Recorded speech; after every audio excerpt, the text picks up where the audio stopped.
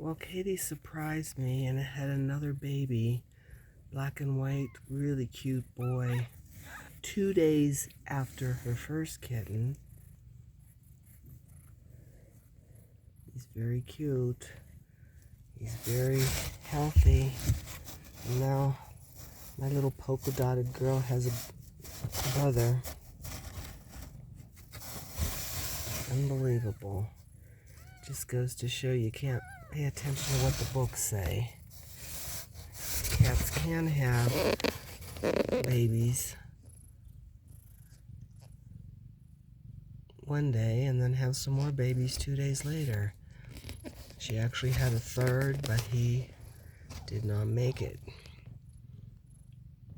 Period.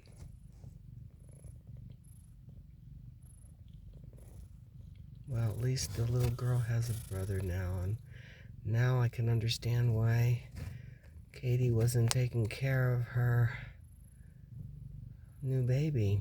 She wasn't done yet. This is one for the books.